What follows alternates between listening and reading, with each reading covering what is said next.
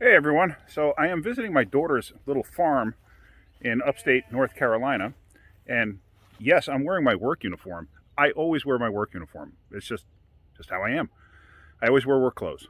But maybe that's the reason, because work follows me everywhere. So I got this truck here that has a running concern. So what I'm going to be doing tomorrow is I'm going to putting cap rotor wires on it. There you see. It's a 3500 series. It's a 1990. It's actually in pretty nice shape. Interior is a little nasty, but not bad. Seat needs to be fixed up a little bit, but it's not a bad truck. It don't run terribly, but it misfires. It's an ignition misfire too. So I'm going to be putting cap rotor wires on this thing tomorrow because it's getting dark now. I'm not into doing it now. And oh, he wants me to see if I can't fix that headlight too. So I'm going to go ahead and do that, and I might be doing something else with this thing. I'm not quite sure yet. Might be taking this thing on a long road test, like several hours. But we shall see.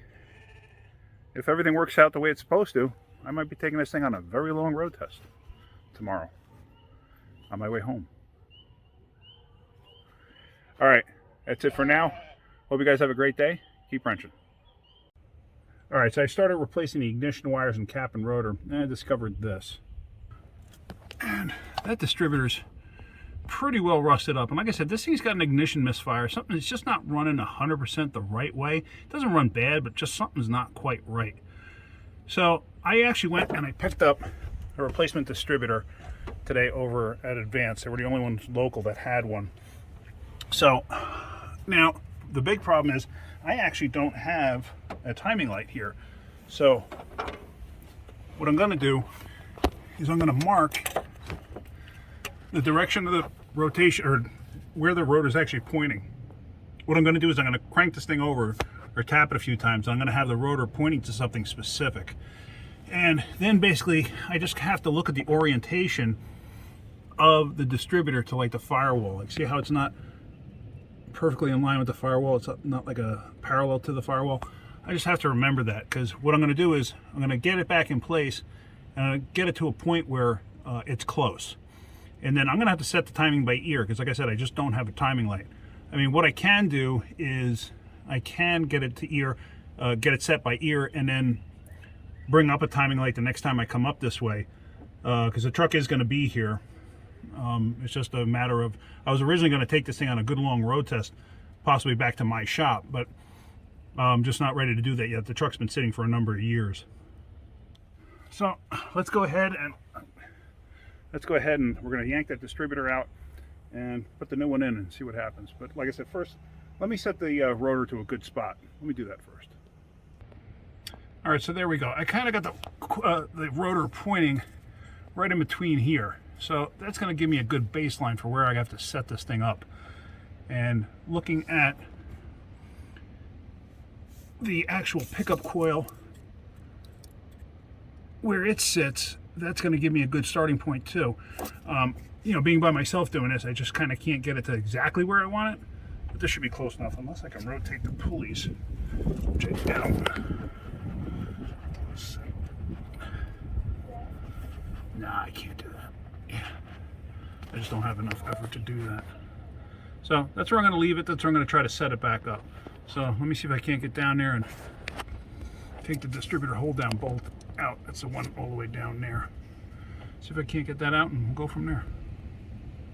All right, so here it is. It's out, and you could see the reluctor and the armature that it's very rusted up.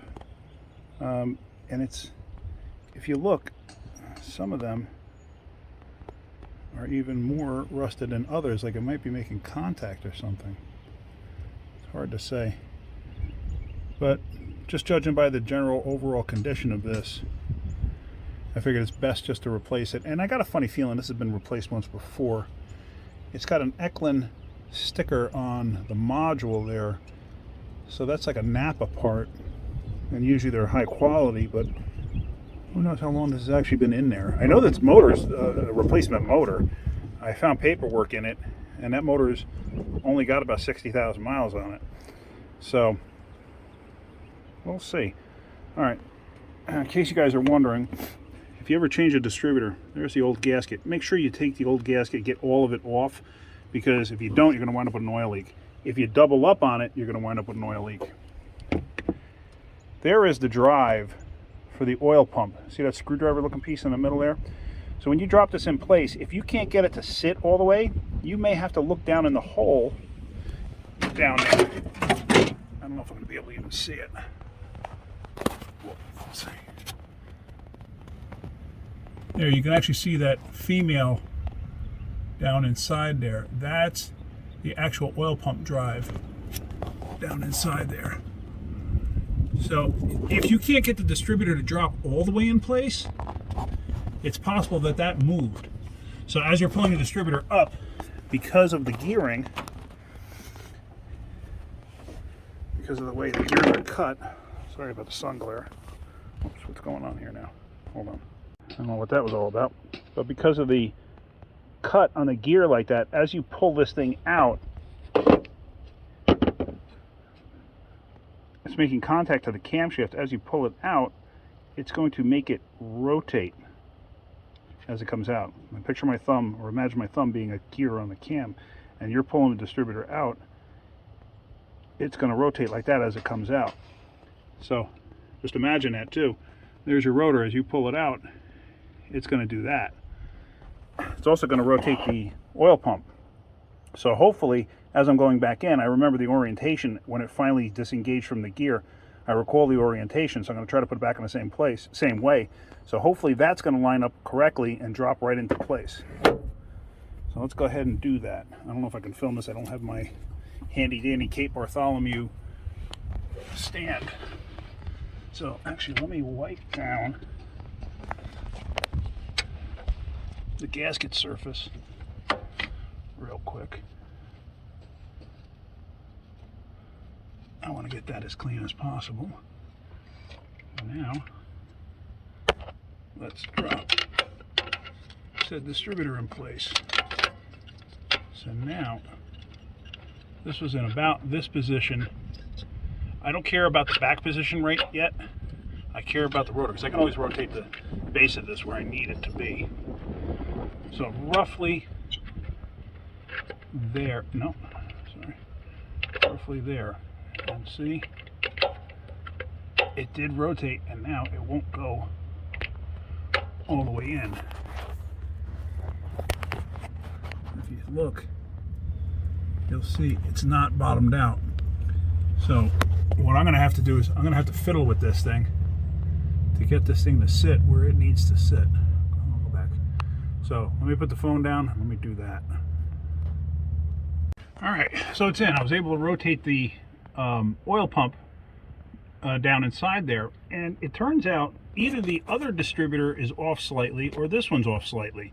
I'm going to go with the old one is off slightly, because as you see, the direction here where this is pointing over here, whereas before it was pointing over here. But now if I move this one tooth over, then this rotor is actually pointing all the way over here. So it's like a little too extreme. This is the closest position I can get it in. So that's where I'm going to leave it. And I don't really care, because I can rotate the base of the distributor quite a bit. So I'm in a good spot right here, and that's what I'm going to go with. So let me start getting the rest of this back together. All right, so there we go. Distributor's in place. It's actually loose. You know, it's snug, but it's loose. I can move it if I had to. I'm going to get it roughly about where I think it should be, at least for, you know, starting it up, and, you know, like I said, setting timing by ear. Here's the other distributor cap and wires. And as you can see, it's not terrible. It's not terrible. But the rotor did show signs of some burns in it. But whatever. You know, at this point, I'm confident it's an ignition miss, so that's why I'm going with this. And in case you guys are wondering, that cylinder 1 on here, typical V8 GM and Chrysler firing order 18436 572. So we can just take this and throw it on the ground. Don't care. So I got my new wires. I'm going to throw them on, and we're going to go from there. And we're going to see how this thing runs after it starts. All right, so now that I'm ready to throw the ignition wires on, there's a question. Which end goes on the spark plug? Which end goes on the distributor cap? Well, it's actually pretty simple. Try to get to a spot where there's a little focus. The squared off end goes on the cap, the rounded off end goes on the spark plug. And if you look in the end here, oh, there's a dog poop right there. If you look on the end, you'll see how thick this one is compared to this one. And that's for heat resistance. So always remember, the thicker end to the spark plug, the thinner end to the cap. It keeps going out of focus, I'm sorry about that. But let's go get those wires on. All right, so I got the wires on. I got the air cleaner on. As you see there, distributor's kind of snugged up. So let's see if it starts.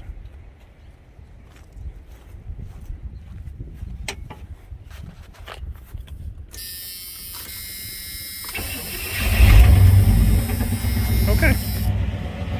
I'm not arguing with that.